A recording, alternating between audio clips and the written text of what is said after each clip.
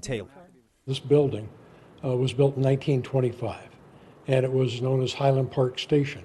And it operated as a full police station from 1925 up until late 1983, early 1984. Now a museum, the memorabilia takes us all the way back to the LAPD's origins in the late 1800s. This was a cowboy town, and so Levi's and shirts and cowboy hats and all that kind of stuff. So this was the first formal uniform that the department had. And so this is a picture of the officers and their uniform with their Remington rifles. I noticed that the stereotype of the law enforcement officer with the mustache dates back. Most of them, in the 1800s, they had beards and mustaches. Now, why is that? Is that just the look? I think they didn't want to shave. Don't forget, shave. You didn't have an electric razor. You couldn't go get a Gillette razor. And so the classic look of the mustached LAPD cop has flourished ever since. Now, before women could join the force, LA had city mothers. They helped care for homeless kids. One city mother, Alice Stebbins Wells, went on to become the first female LAPD officer in 1910, the first female officer in the nation, for that matter. When Alice came on, they didn't have a uniform store. So how could she get a uniform? She made her own uniforms. How fast did another female officer come after she became an officer? Very quickly. Oh, yeah. Yeah. Okay. Yeah. By the 1920s, we had not only Alice Stebbins Wells, but we had the first African-American policewoman as well. This is also a crime museum.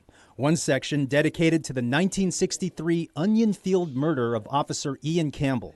2 revolvers involved in the Onion Field shooting are stored here. Another room tells the story of publishing heiress Patty Hearst. Hearst was kidnapped by the Symbionese Liberation Army, then forced to join this terrorist group in a 1974 bank heist. They found what the SLA members were armed with. So it included M1 carbines, M1A2 carbines, 38 caliber revolvers, 12 gauge shotgun, 45 caliber semi-automatic handguns. February 28th, 1997, 2 suspects entered the Bank of America in North Hollywood. And this is exactly what they looked like. This is what they were wearing. We've outfitted 2 mannequins so that people can see what they look like. 10 officers were injured in the North Hollywood shootout. The suspects were killed.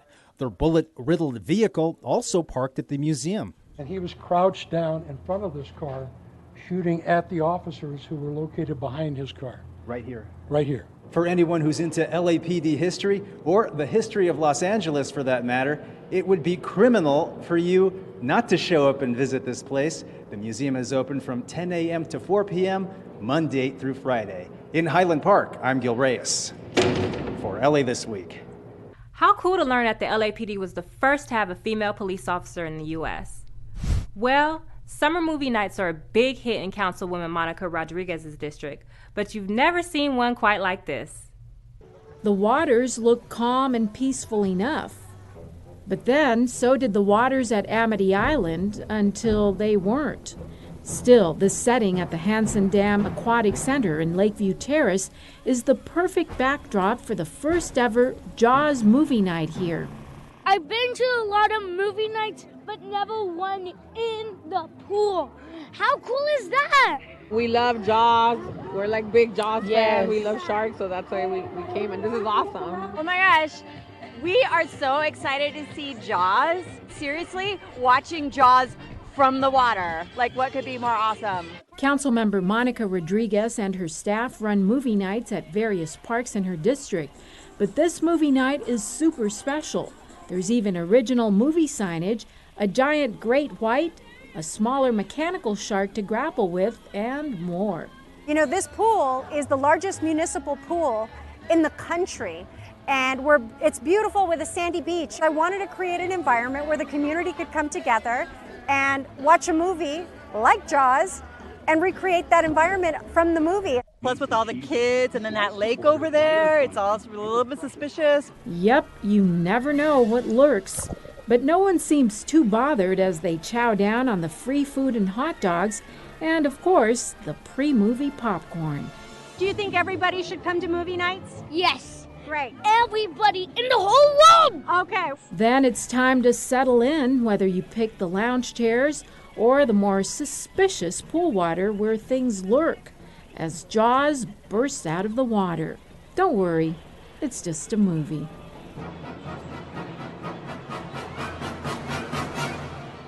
I mean, come on, who can resist the mechanical shark? Looking for something new to try out this weekend? Rasha Goel takes us to the Arts District for LA's newest circus in town. Hey everyone, I'm at the 2-Bit Circus Micro Amusement Park, and let me tell you, this is a place where fun meets technology, and it's right here in downtown Los Angeles. Now, it's got some of your old favorite video games, but you get the carnival feel all in a technological sense. And for VR lovers, well, there's something here for you as well. Come on, let's go take a tour.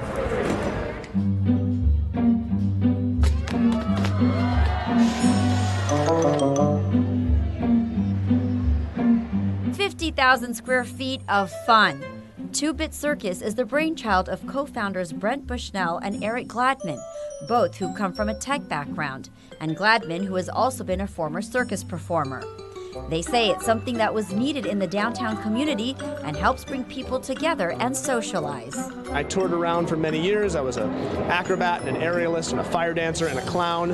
And here I get to do both of those things. I get to be a performer and I get to build high-tech, crazy fun. We've really focused on things that are social. 4-player standing games, 4-player seated games, really getting stuff that's both fun to play as well as fun to watch. And there's plenty to explore. A carnival midway, a 100-seat game show theater, games, restaurant, and bar. And here's something you won't see every day. We have a robot bartender. His name is Guillermo del Toro. He was completely custom built for the single sole purpose of getting people drunk. And he makes a mean motor oil martini. Mayor Eric Garcetti and Bill Nye, the science guy, also came out to check out the fun. This will be the new arcade, a place where you don't just sit at a machine by yourself, but you interact and do things together, where we can take the future and not be scared of it, but we can actually tame it and steer it to the things that we want to be, the things that we want to do. What is this here, if not the useful arts of entertaining ourselves? So people have taken STEM and they've made it into STEAM, science, technology, engineering, art, and math. Wow. And for me, one of the coolest things was soaring and flying above the city through this virtual reality simulator. So being on this makes you feel you're a bird, basically. Woo! Oh, I just crashed. We love technology, and so we've applied a lot of the latest tech that we can find, from different kinds of cameras and virtual reality to cheap sensors, and have built our sort of modern take on the circus. 2-Bit Circus is a permanent fixture in downtown Los Angeles, but the neat thing is they have the ability to change up the games. We've built this as the movie theater for interactive, so we're constantly able to change the content, keep it fresh, both with the stuff that we're making as well as things that partners are making. So we've made this as a showcase for different kinds of game makers, from touchscreen games to console games, even board games and card games. So step right up and try your hand at some of these exciting games. A modern circus right here in our backyard. That's going to do it for this Best Of edition. I'm Umaima Rashid. From all of us here at LA This Week, thanks for joining us. A reminder that you can catch us online at lacityview.org and check out our newest social media videos, LA This Minute. We'll see you back here next week for more of LA This Week.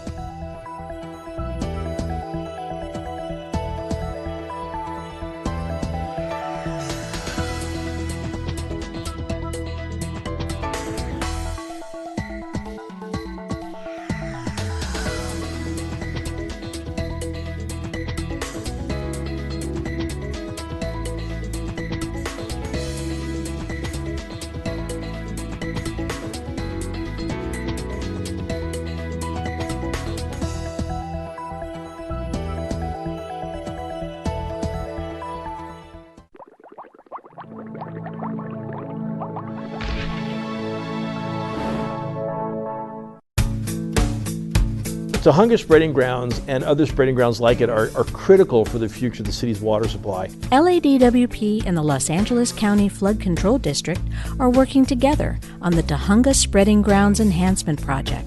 The improved spreading grounds will capture more stormwater and help enhance local water supplies. This facility behind me is roughly over 1 acre and could fill up to 10 feet deep. That is enough to supply 30 single-family homes per year. There are currently 20 similar basins of varying sizes at Tujunga Spreading Grounds. The spreading basins are like football field-sized bowls that capture stormwater before they percolate into the natural aquifer below and recharge the groundwater. The project will reconfigure the current 20 bowls into 10 deeper basins, vastly increasing the stormwater capture capacity. Every time it rains, we need more capacity to put that rainwater into the ground. But we need to get water into the San Fernando Valley groundwater aquifer, then it can become groundwater supply that our wells will pull out and treat and deliver to all the residents. The Tujunga Spreading Grounds sit on a 150-acre site in Sun Valley, at the intersection of Interstate 5 and CA 170, right on top of the San Fernando groundwater aquifer. We're looking to really turn toward local water resources and not have so much reliance on imported water. And so part of the plan is to be able to produce more local groundwater, but we have to get water into the ground for the future. By increasing the size of the spreading basins, the project will double the facility's recharge capacity. On a year that LA gets the average amount of rain it usually gets, the spreading ground will collect up to 5 billion gallons of water each year to recharge the groundwater basin annually. This is enough water to sustain approximately 48,000 homes all year. LADWP also invests in smaller-scale street-level stormwater capture projects that have multiple side benefits. They minimize local flooding if there is flooding on the streets. They provide the community open space, and they generally beautify the community with native vegetation, open space, and wildlife. Beautification is also a part of the Tujunga Spreading Grounds Enhancement Project's overall objective. Aside from recharging the aquifer, the renovation will allow for passive recreation on community open space.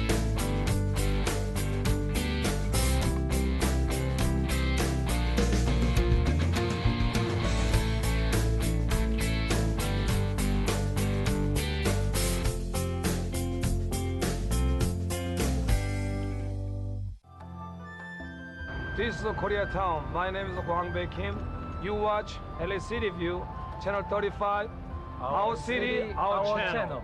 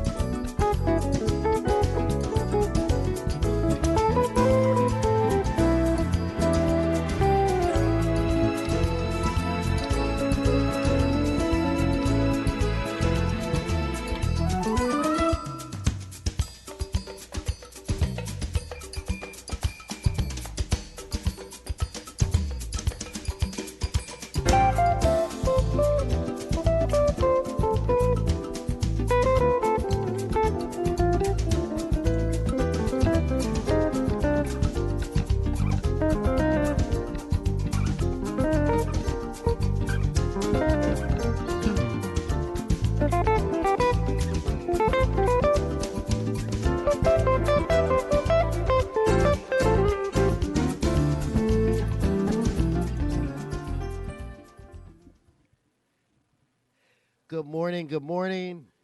Today is Friday, November 30th. I want to welcome you to City Hall, to the Los Angeles City Council. This council meets every Tuesday, Wednesday, and Friday at 10 a.m. The public is welcome. Madam Clerk, we do have a quorum. Would you call the roll? Blumenfeld, Bonin, Biscayne, Cedillo, Englander, Harris Dawson, Weezer, Koretz, Krikorian, Martinez, O'Farrell, Price, Rodriguez, Rue, Wesson. 11 members present and a quorum, Mr. President. Thank you very much. First order of business. Commendatory resolutions for approval. O'Farrell moves, Rue seconds. Next.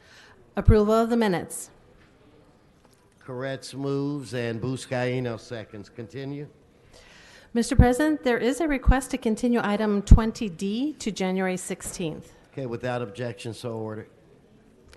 Item 1 is an item notice for public hearing. Do you have cards? Yes, there are cards on that item. Let's hold that item and move on to the next section of items. Items 2 through 20 are items for which public hearings have been held. Items 8 and 20A through C have requests to hold on the desk.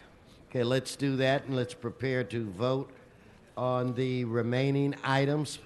Mr. Clerk, if you'd open the roll, close the roll, tabulate the vote. 11 ayes. Continue. Items 21 through 30 are items for which public hearings have not been held. 10 votes are required for consideration. Okay, so without objection, those orders are now before this body. Do you have cards? Yes, there are cards on all items. Okay, then let's continue. On the continuation agenda, item 31 is an item for which a public hearing has been held.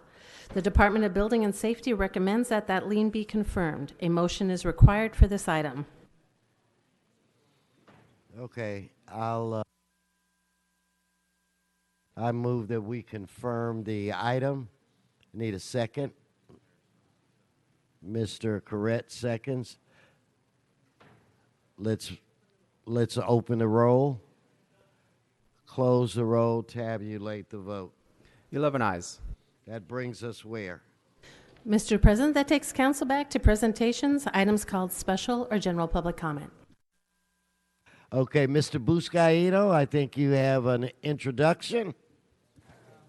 Thank you, Mr. President. We are joined here in council chambers with fifth graders from Gardena Elementary School. Boys and girls, please stand, and they're being led by Ms. Perez. Their teachers, give them a warm welcome. Thank you, boys and girls, for joining us. We love you. Welcome.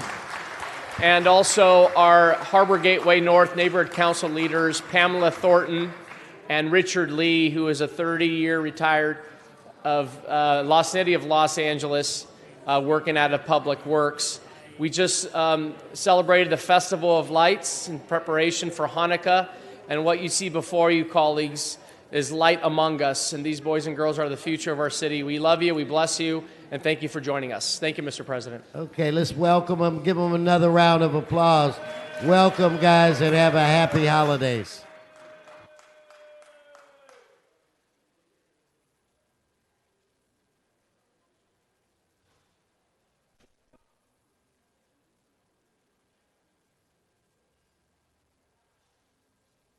Okay, Mr. Previn.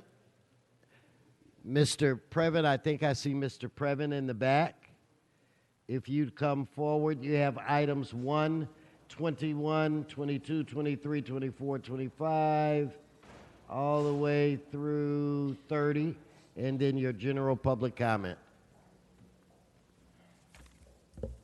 Good morning, sir. It's Eric Previn from Studio City, and I was looking at item number 29, which is your HEAP, which is a homeless emergency aid money. And the way it was apportioned, I was a little bit confused because I had thought that CEQA analysis was going to be waived on some of these projects so that we wouldn't be, choking down so much. And yet I noticed that item B is $1.6 million for Department of Public Works, Bureau of Engineering, consultant services. That means we pay it out to perform CEQA analysis and design services for bridge housing facilities. But when I asked about that, the CAO is saying, but as of January 1st.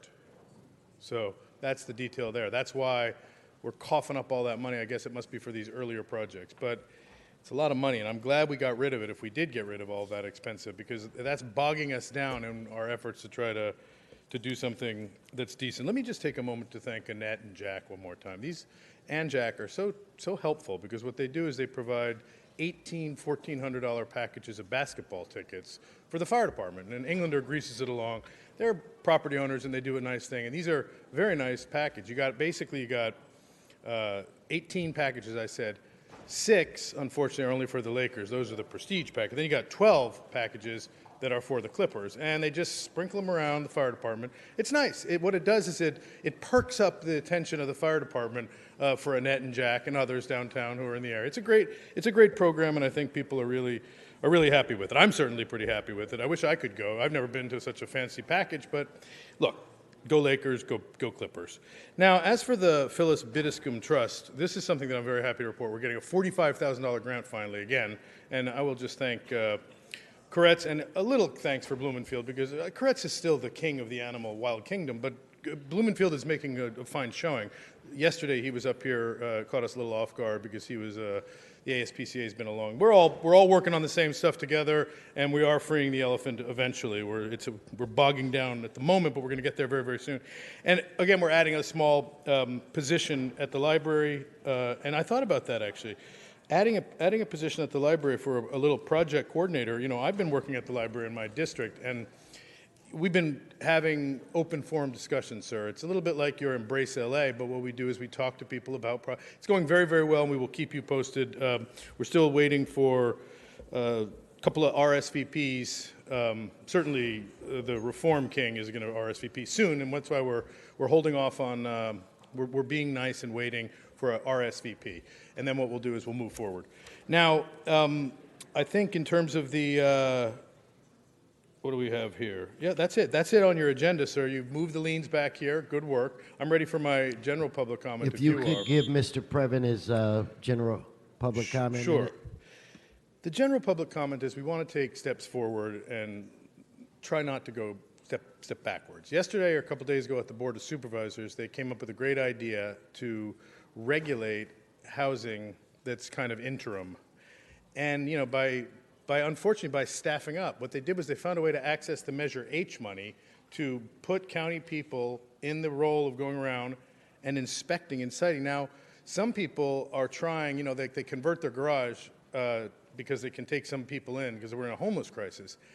And they can't really afford to go through, you know, kind of secret, that kind of stuff. So I don't think that the county's doing a bad job, but by building out enforcement as opposed to, you know, putting cots on the floor is, you know, how I feel. Now, I'll say one thing. We saw a play the other day at the Amundsen called Come From Away.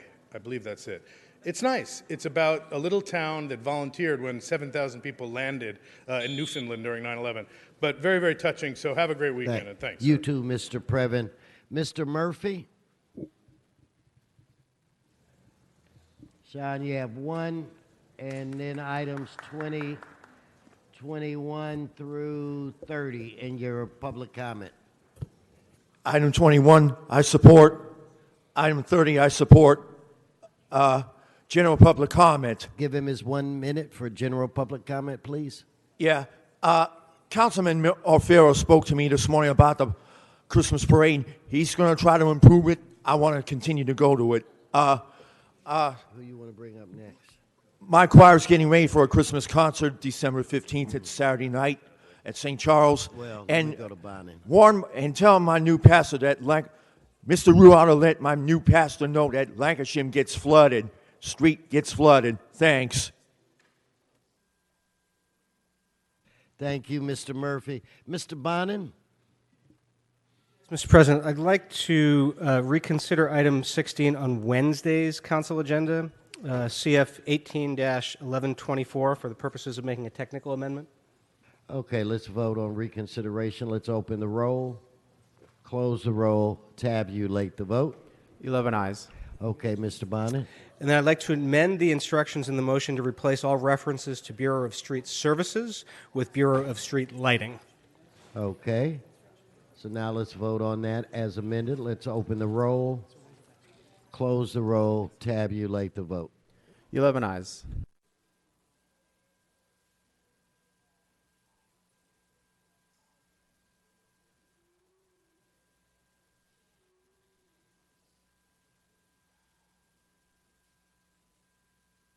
Okay, we're going to go back to multi. Mr. Gus, you have items 21 through 30 in general public comment. Council, nice of you to start the clock while I'm walking up. Council members, it's time that you replace Mr. Koretz on the pause committee in general and every pause item that I'm going to speak about today. Mr. Blumenfield should be on that committee and he should be chair of it. There's so much corruption at Animal Services, and they are adopting dogs out to homeless people. And by the way, I invite you to go look at all the homeless people lined up across the street and the dogs chained up across the street. Why is Mr. Koretz not on that? There are problems on that and on every pause agenda item on the schedule today. You really need to put in fresh blood, and based on Mr. Blumenfield's recent leadership or attempts at leadership on humane issues, I suggest a comprehensive change of the pause committee in total, and put Mr. Blumenfield at the top of that. Give him a chance, because it's just not working out anymore with Mr. Koretz. Plenty of problems. Go look outside. Look at the animals chained up that used to be in the shelter. They're chained up across the street from this building. And that's a tragic thing for somebody who claims to be about animals and who does adoptions from Animal Services here. Well, let's hear why you're willing to adopt out animals because of pause committee items to homeless people, and the dogs are chained up right now across the street from this meeting. Pause committee needs a change in leadership. It needs a change in personnel. Put Blumenfield on top of that. Koretz isn't a bad guy, but he does not investigate corruption and horribly cruel policy at Animal Services. I'll go right now back to general public comment. I'm going to talk about some voter fraud on behalf of Mr. Wesson. Mr. Wesson, I have a copy of your 2005 voter registration where you claimed you were living on 3914 West Adams Avenue, which I believe is a property owned by your cousin, Anita Thomas, if I'm not mistaken. The question is, why did you claim it's your residence for 19 days? Why didn't your wife use it as her residence, Mr. Wesson? Believe me, there's going to be more on this story. But here's another question. Your floor director, I have a copy of his 2008, a certified copy of his 2008 to 2018 certified copy of his voter registration. Do you mean to tell me, Mr. Wesson, that the floor director for this city council was living with his mom and dad through his 30s, through his first 2 years of marriage with a pregnant wife who's living in South Pasadena? Why did your son commit voter fraud until a few weeks ago? He voted in about 19 different elections using your home address. You need to recuse him, and you need to explain it, because if you don't, I will. I'm suing you next week, and I'll see you in depositions. Thank you. Okay, let's bring up Mr. Herman.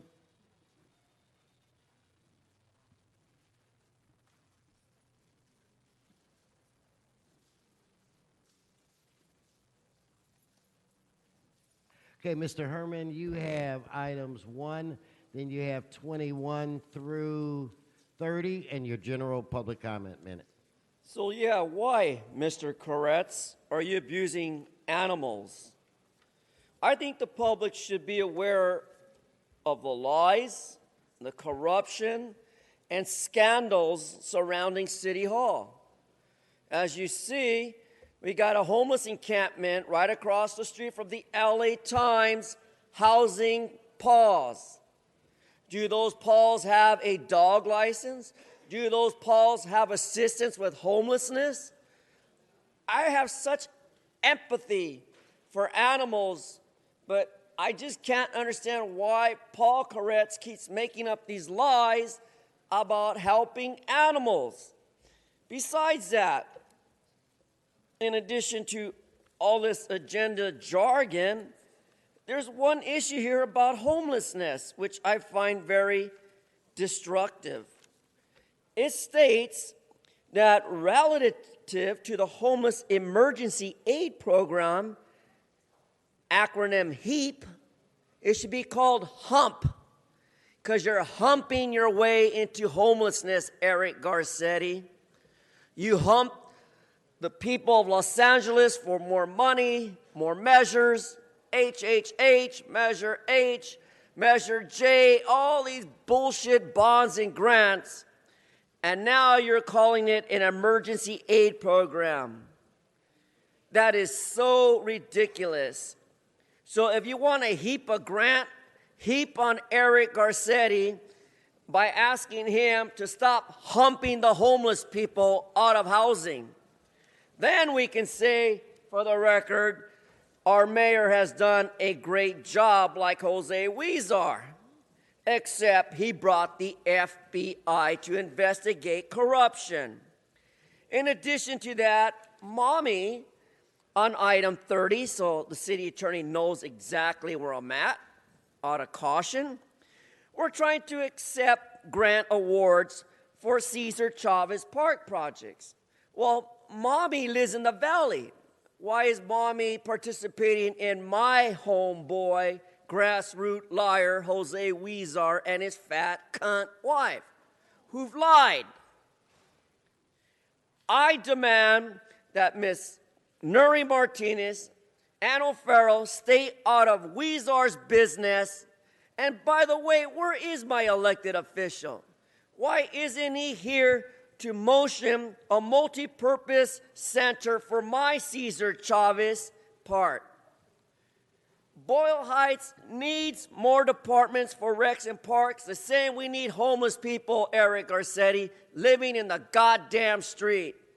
Now, as far as my general public comment, back in 1965, folks, back in 1965 on Virginia Road, Herman Jason Wesson and his son lived happily ever after. So to be. But I detect that there is voter fraud here because Justin married a Latina so he could have mocha babies instead of black babies. And I find that offensive. I find that very offensive. Mr. President, that is not within the subject That matter is general public jurisdiction. comment, ma'am. Criticism's a bitch under 54954 of the Brown Act in violation of 202 ADA section 12132 prohibits discrimination simply because you're trying to coerce me to say what you want to hear. No. Fuck the so-called city attorney's office under 42 U.S.C. 1983 and stop bitching on behalf of Mr. Mike Fuhr. Mr. Wesson needs to stop his son. Your time is expired. Thank you. Okay, now I've been informed we're ready to take up item 8. Yes, Mr. President, and amending motion 8A has been posted and circulated for council's consideration. All right, let us open the roll, close the roll, tabulate the vote. 11 ayes.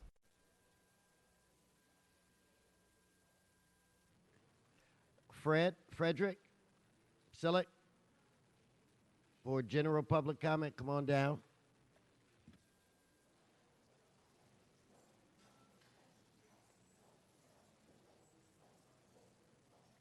Frederick Sillick.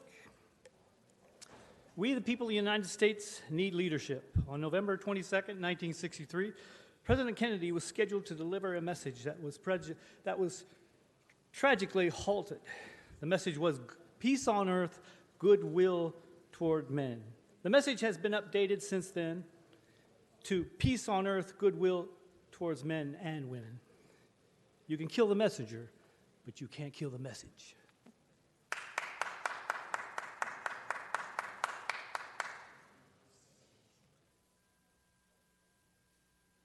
Okay, so Madam Clerk and Madam City Attorney, that concludes multi and regular general public comment.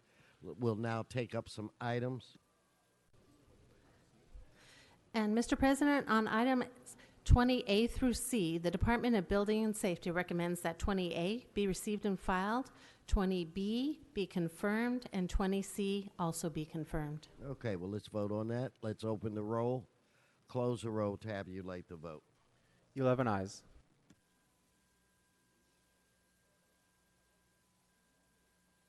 Okay, what's before this body? Item 1 is available to be voted on. Let us open the roll on item 1, close the roll, tabulate the vote. 11 ayes.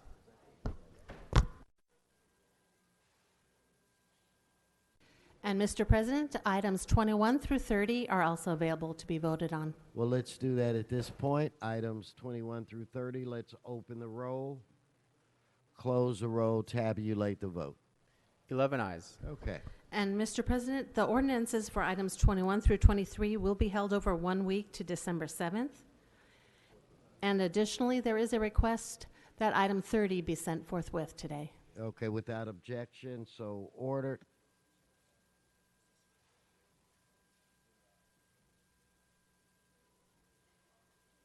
Okay, that brings us where? Mr. President, council has motions for posting and referral. Okay, they are posted. They are referred. Announcements, members. Do we have any announcements? Mr. Bonnet. Thank you, Mr. President. Sorry to the ITA guys, I'm standing at Mr. Blumenfield's desk.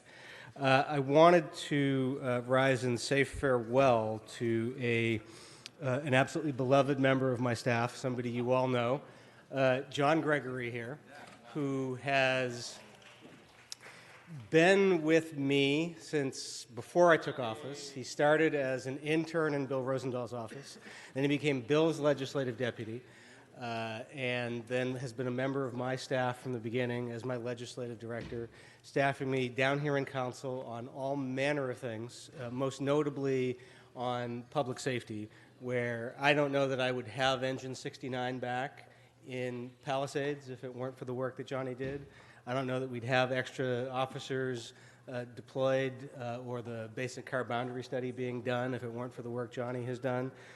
He's been absolutely brilliant. He has the respect of everybody in the fire department. I mean, there are people in the fire department who say he knows more about the fire department than some of the folks in the fire department. He has been, he's just been a gift. Always smart, always professional, always prepared. My only complaint with him is that it took me forever to get through his briefing memos because they were so damn long.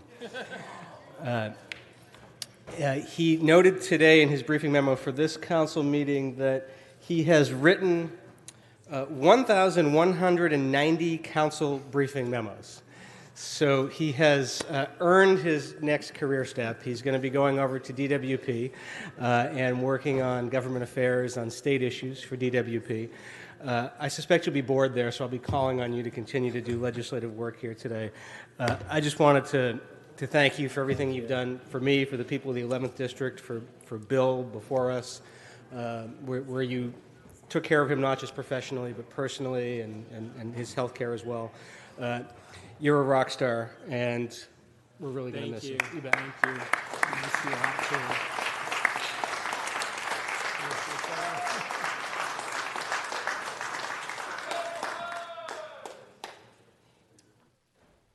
Mr. Buscaina. Thank you, Mr. President. Tomorrow is going to be the annual holiday boat parade at the Port of Los Angeles along the LA waterfront. Everyone's invited.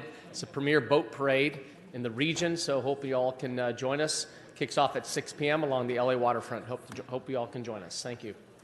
In fact, David Arian is going to be our Grand Marshal this year. Commissioner David Arian of the Port of Los Angeles. Looking forward to a festive evening as we honor Dave Arian as our boat parade Grand Marshal. Thank you.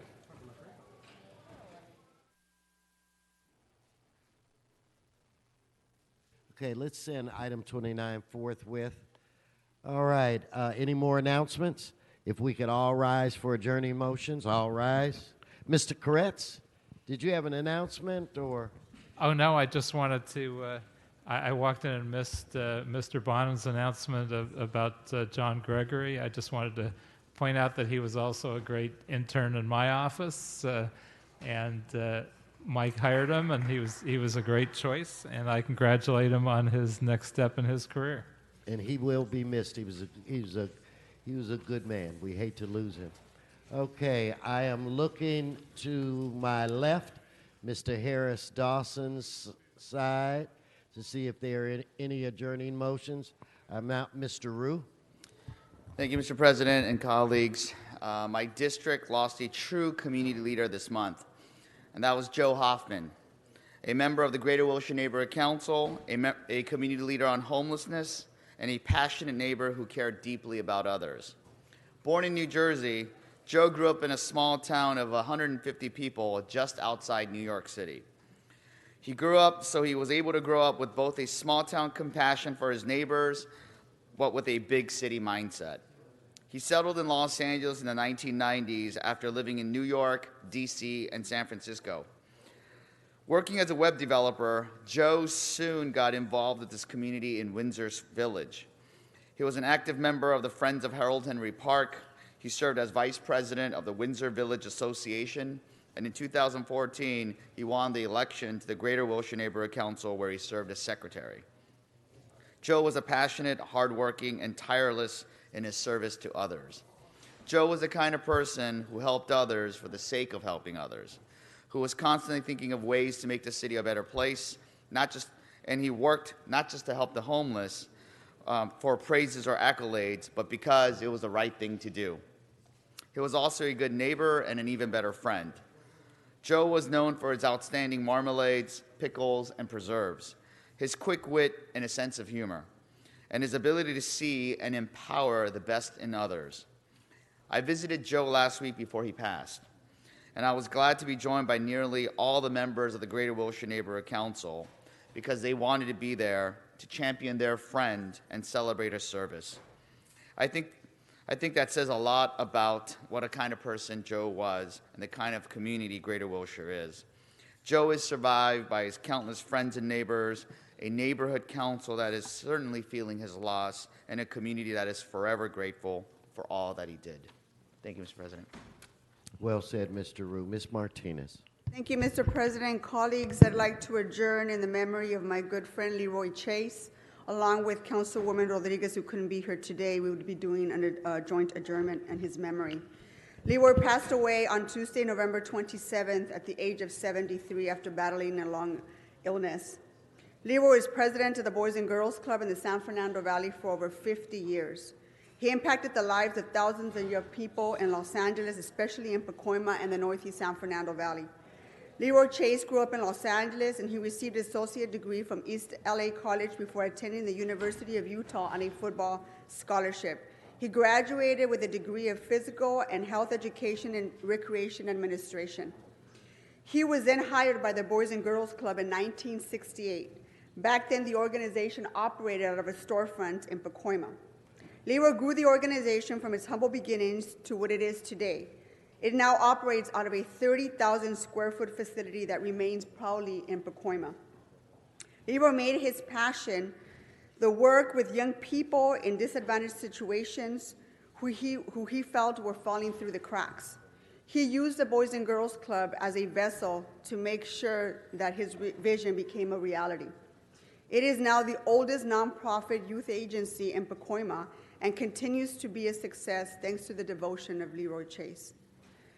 Leroy did everything he could to keep the organization thriving. Many times they were threatened with closure, but Leroy fought vigorously to keep the doors open for boys and girls in the area. Leroy always worked long hours, and he was the first in and the last person out. He was one of the longest serving presidents of a Boys and Girls Club anywhere in the country. He knew that to many of the children in the program that didn't have anywhere else to go, they turned to the resources and the guidance there at the Boys and Girls Club. Leroy provided an extended family for so many of those kids. I had an opportunity to hang out at the Boys and Girls Club growing up. I went to McLean Middle School in Pacoima, a couple of blocks away from the Boys and Girls Club, and my first interaction with Leroy was at the gymnasium at the Boys and Girls Club. And Leroy always had a smile, always welcomed everyone in, and made sure that we had a safe place to hang out before our parents got home from work. One of our many examples of what he did was, I remember vividly, during the LA riots in the 1990s, Leroy made sure, and I give him so much credit, for helping prevent violence from spreading in the San Fernando Valley, because he had so much influence over our leaders and so much influence over our young people that he discouraged street violence during those riots. Leroy and the African American Leadership Organization also sponsored their annual Mlk Community Breakfast, which fed over 500 people and would bring all of us together in January of every year. This past January, Councilwoman Rodriguez and I were honored with the distinct pleasure of receiving the Community Service Award at this breakfast. And Leroy always felt really, really proud that the organizations such as the AALL brought everyone together regardless of their race, religion, because he just felt it was so important to be able to bring community together. He was a true coalition builder, and his desire to advocate on behalf of others embodied his active spirit of someone who was from Pacoima. In addition to the 5 decades of service at the Boys and Girls Club, he served in countless advisories and director-level roles. He served as president of the Pacoima Chamber of Commerce. He was a commissioner for the Recreation and Parks, and also the Los Angeles Memorial Coliseum commissioner for 8 years. He also served on the board of directors of the Valley Presbyterian Hospital and the San Fernando Valley Girls Scouts, just to name a few. Leroy lived in Sylmar with his wife, Shireen, and he raised 3 beautiful children, Kimberly, Nicole, and Danielle. His daughter, Nicole, has now followed in his father's footsteps and is the acting president and CEO of the Boys and Girls Club, and I know that Leroy would be so proud to see what she's doing to improve the area and working with young people. Leroy was also a community icon who brought positive change to Pacoima and the greater San Fernando Valley. His legacy lives on through the work of the Boys and Girls Club, which will continue to improve the countless lives of people who live in the community. Leroy will be dearly, dearly missed. He was a dear friend of mine, an elegant man, a classy man, an iconic man, a man of his word, a man of integrity, and a man who brought countless of us together to improve the area. His funeral services are currently pending, but in his honor, I'd like to remind anyone who's watching that let's continue the legacy of Leroy Chase and donate to the Boys and Girls Club of the San Fernando Valley in his memory.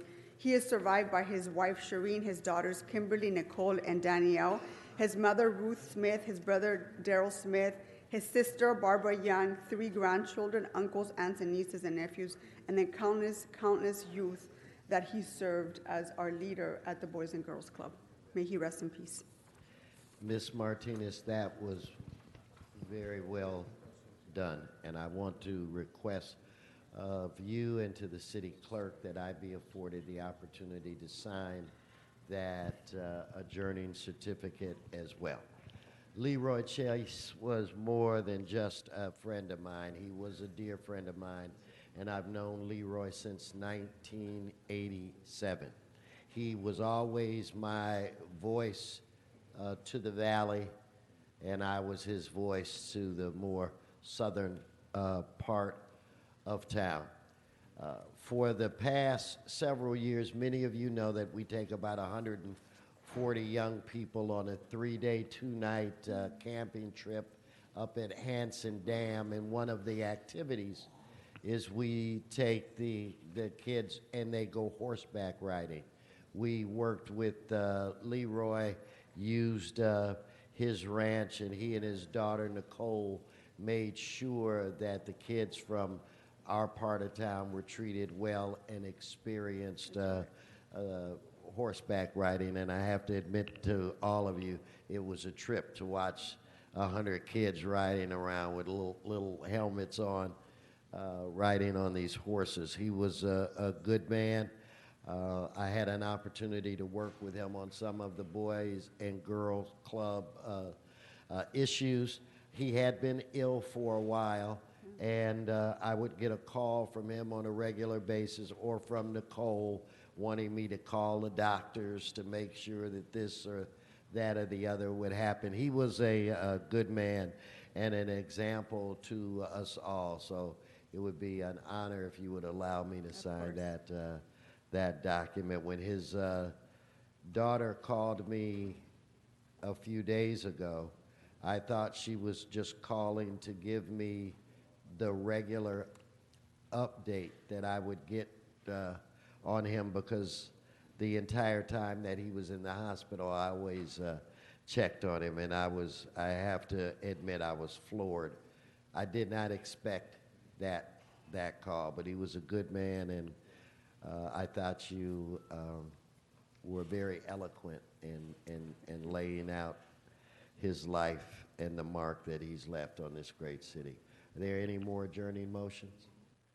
Then, members, this council's adjourned.